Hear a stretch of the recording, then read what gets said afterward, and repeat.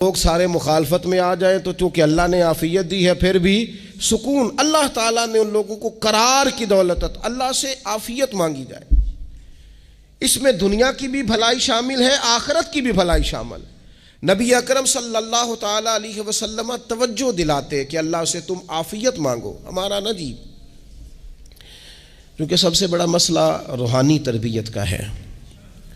ہمارے ہاں باتیں ڈھیر سارے لوگوں کو آتی ہیں اور بہت زیادہ آتی ہیں، منصوبہ بندی کرنا، پلاننگ کرنا، اپنے معاملات کو خود سے کیسے لے کے چلنا ہے، کیسے ٹھیک کرنا ہے، اپنے حق میں دنیا کو کس طرح قائل کرنا ہے، یہ ڈھیر سارے لوگوں کو آتا ہے، اور اپنے حق میں دلائل کس طرح قائم کرنے ہیں، اس میں بہت سارے لوگ خود کفیل ہوتے ہیں، انہیں کسی سے مشاورت کی بھی ضرورت نہیں ہوتی۔ لیکن اللہ کی بارگاہ سے اپنا رشتہ کیسے جوڑنا ہے، مالک سے کرم کا سوالی کس طرح کر کے ہونا ہے، اللہ سے عافیت کا سوال کیسے کرنا ہے، یہ چونکہ روحانی تربیت میں ہمارا مزاج نہیں ہوتا، لہذا ہم اس طرف جاتے نہیں۔ ہم وہ اپنی مرضی کی چیزیں، یعنی وظیفہ پوچھ کے گئے ایک صاحب، کچھ عرصے کے بعد آئے ہیں تو آ کے کہتے ہیں مولانا صاحب، پیر صاحب یا قاری صاحب یا فلاں صاحب، کسی سے بھی پوچھ کے گئے کہ جس کو نیک آدمی جانا، پھر لوٹ کر آ کے کہتے ہیں کہ آپ نے وظیفہ بتایا تھا پر کام کوئی نہیں ہوا۔ تو میں تو صاف کہتا ہوں اور کھلے دل سے کہتا ہوں کہ بھئی وظیفہ آپ کو بتایا تھا کہ اللہ کی رحمت متوجہ ہوگی، خدا کی رحمت کو آواز دینے کے لیے وظیفہ دیا تھا، کوئی بھی وظیفہ رب کو مجبور تو نہیں نہ کر سکتا معاذ اللہ۔ اور وظائف کس لیے پڑھے جاتے ہیں کہ جلدی سے معاملات ٹھیک ہو جائیں، میرے حق میں چیزیں بہتر ہو جائیں، تو اللہ کی رضا کے لیے پڑھے جاتے ہیں۔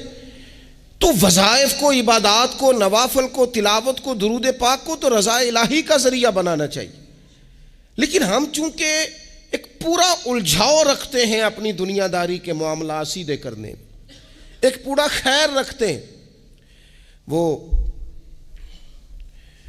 لوگ ملتے رہتے ہیں مختلف بزرگوں کی نسبت کے تعلق سے، تو بعض جگہوں پہ بعض لوگ بڑے تیز ہوتے ہیں، یعنی ان سے آپ کی ملاقات ہوتی ہے تو بندے کو محسوس ہوتا ہے کہ یار اسے تو پہلے ہی ساری باتوں کا پتہ ہے، اور کئی دفعہ ان سے ملنے کے بعد احساس ہوتا ہے کہ یار اس سے تو تھوڑا سیکھ ہی لیتے تو بہتر تھا، یہ تو بات بڑی آگے نکل گئی۔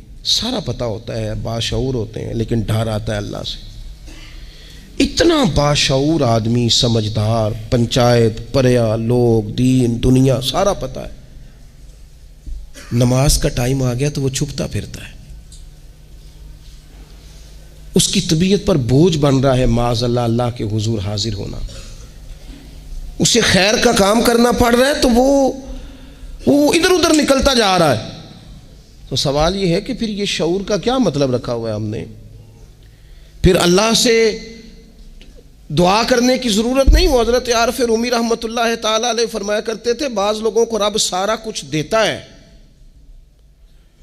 سجدے کی توفیق نہیں دیتا۔ اس کا مطلب یہ ہے کہ وہ کہتا ہے یہ سارا کچھ لے اور نکل جا، میرے گھر نہ آنا، رکھ سارا کچھ پاس۔ رب سے عافیت مانگی جائے، اس سے اس کا فضل مانگا جائے، اس سے اس کا کرم مانگا جائے۔ اللہ کے پیارے رسول صلی اللہ تعالی علیہ وآلہ وسلم اس عافیت مانگنے پر زور دیتے، توجہ دیتے۔ میں آپ کو صحیح بتاتا ہوں، رب نے اگر کسی بندے کو عافیت میں رکھا ہو نا تو حالات کیسے بھی برے چل رہے ہوں اس کا بگاڑ کچھ نہیں سکتے۔ اور اللہ تعالیٰ معاف کرے، 100 دفعہ خاکم بدہن اگر کسی وقت اس کے کرم کی نگاہ پھر جائے تو پھر سارے اسباب سمیت بھی انسان اپنے پیروں پہ کھڑا نہیں رہ سکتا۔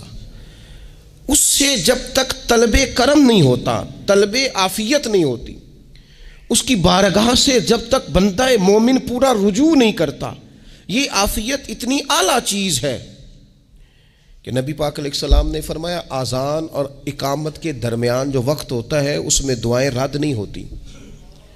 دعا مانگا کرو گے تمہاری اللہ اپنے فضل سے قبول کر لے گا۔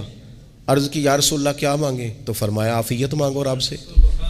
حضرت انس بن مالک حدیث کے راوی ہیں رضی اللہ تعالیٰ عنہ، یہاں بھی فرمایا یہ عین قبولیت کا ٹائم ہے، اب اللہ سے عافیت مانگ لو، اس کی پناہ۔ ہم دعاؤں میں بھی محدود ہو جاتے ہیں، رب دا طالب کوئی نہ ملیا جو ملیا طالب زردہ ہو. دعاؤں میں بھی حد بندی. بعض اوقات بچے بھی تربیت کرتے ہیں نا. ایک مولانا ہے، ان کا خیال ہے کہ انہوں نے مجھ سے کچھ پڑھا ہے تو کبھی کبھی استاد جی کہہ دیتے ہیں. بہت پرانی بات ہے، انہوں نے مجھے فون کیا کہ اگر آپ کبھی تشریف لائیں، تو میں نے کہا پتر دعا مانگ اللہ کو چھوٹی جی گڈی دے وے. تو اس بچے نے میری بڑی تربیت کی، کہنے لگا استاد جی اللہ کو لو منگنی ہے تو وڈی ساری منگو. آپ نے محدود کیوں کیا کہ بھئی یہ چھوٹی سی اللہ گاڑی کیوں اللہ چھوٹی دے؟ رب دے تو بڑی دے اور رحمت سے دے، اللہ سے مانگنی ہے نا جی.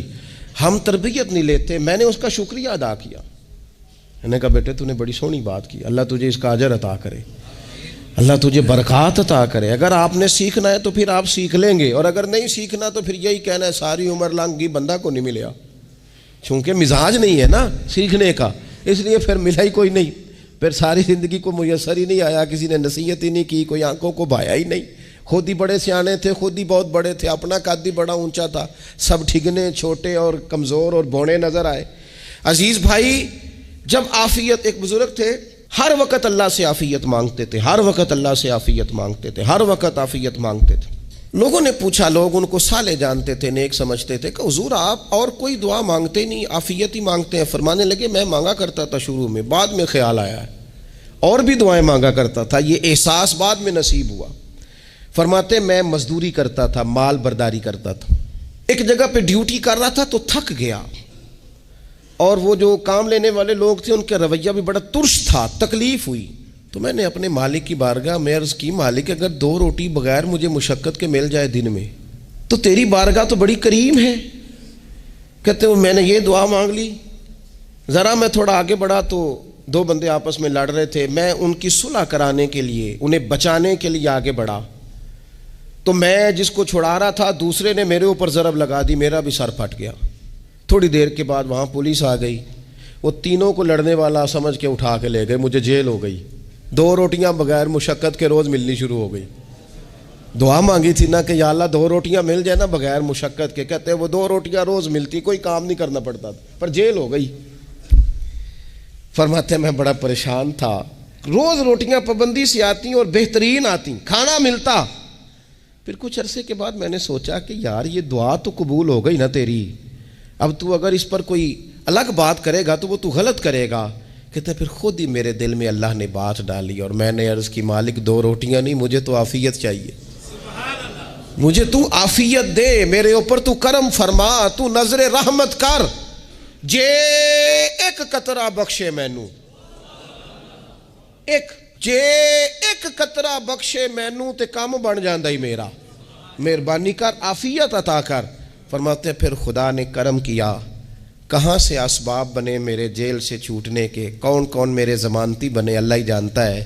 فرماتے ہیں دروازے بھی کھل گئے، رزق بھی ملتا ہے، صحت بھی میسر ہے، سجدہ بھی کر لیتا ہوں، سویرے تلاوت بھی کرتا ہوں، شام کو مدینے والے کی بارگاہ میں رج کے درود و سلام بھی عرض کرتا ہوں، میں ممکن ہوتا ہے تو کسی غریب کی داد رسی بھی کرتا ہوں. اب سمجھ آئی ہے ربنا آتنا فی الدنیا حسنۃ وفی الآخرۃ حسنۃ وقنا عذاب النار. اب سمجھ آئی ہے رب سے جب بھی مانگنا ہے عافیت ہی مانگنی ہے، اس سے کرم مانگ. ہم نے محدود دعائیں رکھی ہوئی ہیں، محدود. وہ جی فلانا کام میرا ہو جائے تو بھئی وہ ایک ہو گیا، اس کے بعد پھر نئی ٹینشن بن جائے گی. نہیں میں جی بچوں کی شادی کر لوں جی پھر میں فارغ ہوں. آپ شادی کر کے دیکھیں لاگو پتہ جائے گا کیسے فارغ ہوتے ہیں. آپ یہاں رکتے کیوں ہیں؟ آپ خدا سے عافیت کیوں نہیں طلب کرتے؟ اس کی بارگاہ سے وہ کیوں نہیں مانگتے کہ جو ایک قطرہ ملے تو دنیا اور آخرت کے سارے کام ہو جائے؟ اس سے اس کی رحمت کا سوال کرے، اس سے اس کے کرم کا سوال کرے. اللہ کی بارگاہ میں بھی حاضر ہونا اور جچی تلی اور جناب ناپ تول کر اور محدود چیزوں کا سوال کرنا، مالک سے مانگیں. اور وہ جب دیتا ہے تو دیتا بھی بے حساب ہی ہے. وہ جب عطا کرتا ہے تو کرم کے دروازے کھول کے عطا کرتا ہے، ورنہ تو ایک الجھن سے انسان نکلتا ہے دوسری میں الجھ جاتا ہے. ایک گتھی کو سلجھاتا ہے، پھر اقبال رو پڑے تھے، کہنے لگے میں عقل کی گتھیاں سلجھا چکا ہوں، یا رب مجھے صاحب جنوں کر دے. اللہ یہ بڑا میں نے ہیر پھیر دیکھ لیا، مجھے دیوانہ بنا، اب مجھے جنون ہو، اب میں کسی کے لیے رویا کروں، اب میں کسی کی یاد میں تڑپا کروں، اب میں رات کسی کے لیے میری آنکھیں بیدار رہیں، یہ بڑی ہو گئی دنیا داری، عقل کی گتھی حالانکہ نہیں سلجھتی، پر اقبال کہتے ہیں عقل کی گتھیاں سلجھا چکا ہوں، یا رب مجھے صاحب جنوں کر دے۔ اور پھر کہنے لگے بجھی عشق کی آگ اندھیر ہے، اب یہ مسلمان نہیں، یہ خاک کا ڈھیر ہے، تو مٹی بن کے رہ گیا۔ کیا کہاں اپنی ساری توجہات کا قبلہ کس چیز کو میرے عزیزو؟ اللہ سے عافیت۔ نبی پاک علیہ الصلوۃ والسلام نے ایک شخص سے پوچھا کیا دعا مانگ رہے ہو؟ تو اس نے کہا یا رسول اللہ میں اللہ کی بارگاہ میں صبر کا سوال کر رہا ہوں۔ تو حضور فرمانے لگے صبر تو مصیبت پر ہوتا ہے۔ یا رسول اللہ پھر کیا مانگو؟ آپ ان جملوں اور لفظوں کی گہرائی کو سمجھیں، صبر کے لیے تو پہلے مصیبت آئے گی، پھر صبر آئے گا، تو یا رسول اللہ کیا مانگوں؟ فرمایا تو رب سے عافیت مانگ۔ مانا کیا ہے؟ مصیبت آئے کیوں؟ اللہ تجھے اپنی حفاظت کے حصار میں لے لے، وہ وقت ہی کیوں آئے کہ جب تیری طبیعت الجھ جائے، جب تو پریشان ہو جائے، جب تو اللہ سے عافیت مانگنا۔ جب تو عافیت مانگے گا تو اگر کبھی مشکل آئے گی بھی نا، تو خدا پھر اپنے فضل سے مشکل سے نکلنے میں رستہ بھی بڑی جلدی عطا فرمائے گا اور تیرے اوپر فضل فرمائے گا۔ اگر عافیت، یہ جو ہم نبی پاک کی امت ہے نا، تو یہ ہمارے گرد اللہ کے فضل اور اس کی رحمت کا حصار ہے، یہ حصار ہے ہمارے گرد۔ وہ درویش نے کہا تھا نا کہ کروں شکر کتنا اور کروں فخر کتنا کہ تیرے کرم نے مجھے فائز المرام کیا، دیکھو بنا کے سید عالم کا امتی مجھ کو گناہ